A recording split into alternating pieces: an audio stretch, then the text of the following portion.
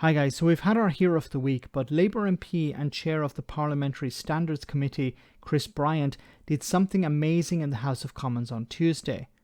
He used his parliamentary privilege to expose people like Arron Banks, but also Brexiteer Nigel Farage, as people who have benefited either directly or indirectly from Russian money. Here Chris asks why some people are sanctioned, and rightly so, but why others have not been. Have a listen. The Daily Telegraph from 2007 to 2017 received £40,000 a month for Russia Beyond the Headlines, which was paid for by the Russian government, Russian propaganda. I'm delighted that we now have a proper list of sanctions. People like Nikolai Patrushev, Igor Sechin, Sergei Shoigu, Sergei Narishkin, they should have been on the list right from the very beginning. They are the very closest people to the Russian government, and they are completely entwined in the decision to invade Ukraine. But I'm mystified by some of the people who are still missing on the list. Some of the broadcasters, Sergei Brilev, who regularly reports on Ukraine and on the war in Ukraine for Russia 1, and always touts the Russian line, he has a £700,000 flat in Chiswick. He has a British passport as well as a Russian one. Why on earth is he not on the list?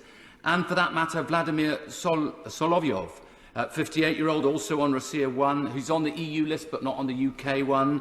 Olga Skabayeva, 37-year-old, also on the EU list, not on ours. Another person trotting out the Russian propaganda. I don't understand why the former MP Rinat Kairov, who is very close to the Defence Ministry, is not on the list. I don't understand why his close associate Rustem Magdiv is not, nor Kairov's daughter Elsina Kairova, who is unemployed but manages to have a £22 million mansion in Surrey and a £10 million art fund and a £25 million spent on other properties around the UK. Or for that matter, her husband, or maybe soon to be ex-husband, Dmitry Tsetkov, or so many others who are involved in Gazprom contracts. I don't understand why Abramovich's properties that are owned through his subsidiaries, as it were, or members of his family rather, Irina, Anna, Sophia, in Chester Square, in Ebury Mews, in Eaton Square, in Cadogan Place, in Hornbury Crescent, in Tor Gardens, Fining Hill and Goldgreen Farm. I don't understand why these haven't yet been frozen as assets. I don't understand why Arron Banks, frankly, isn't on the list either.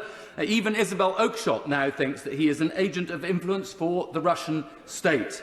And I simply point out that Nigel Farage received from Russia Today £548,000, £573 in 2018 alone from the Russian state.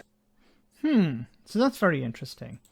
You can see here Nigel Farage appearing with Rupert Murdoch and a Russian billionaire, the one that is connected in a sense to Boris Johnson. Boris Johnson made sure that he got a position in the House of Lords.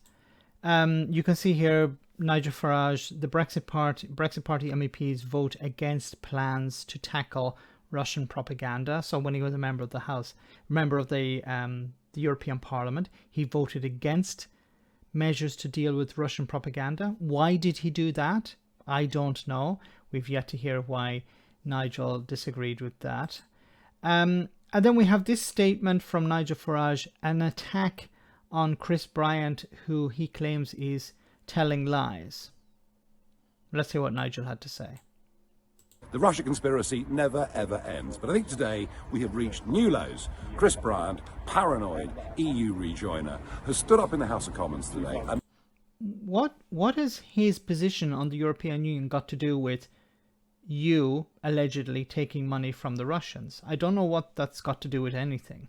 Made the most outrageous statement. It is a complete and utter lie. He is a total liar. He says that in 2018 I received over £500,000 from Russia Today. Mr. Bryant, in 2018 I did not receive a penny from Russia Today. In previous years I'd done a couple of bits for them. I decided it wasn't suitable for me. Interestingly, why did you decide it was not suitable for you to do this? Is it because you disagreed with their politics? Because, well, when it came to voting against Russian propaganda, well, you decided not to. You voted you voted against plans to deal with Russian propaganda. So I'd like to know why Nigel believed it was not for him. You've appeared on Russia Today. I wonder how much you got paid. You see, the whole thing is ridiculous. You are an outright liar. Say that outside of the House of Commons. I'd like you to. I could do with a new car, maybe even a new house. But so he's saying, well, you know, say it to me and I'll sue you. Of course, parliamentary privilege allows Chris Bryant to say these things and get away with it. But the problem with Nigel Farage is there's very little smoke. You know, there's no smoke without fire. And it says here, Arron Banks spent £450,000 on Nigel Farage in year after Brexit vote, providing him with £4.4 million Chelsea home. This is from the Daily Mail. £32,000 Land Rover Discovery, closed protection driver, furniture, and even utility bills. So why did Nigel Farage receive this money from Arron Banks, and what was the purpose behind this? This was after the Brexit vote, not before. After. Doesn't make any sense, does it? And who's funding Arron Banks? Where does he get his money from? So I don't think Nigel Farage is as clean as he makes himself out to be.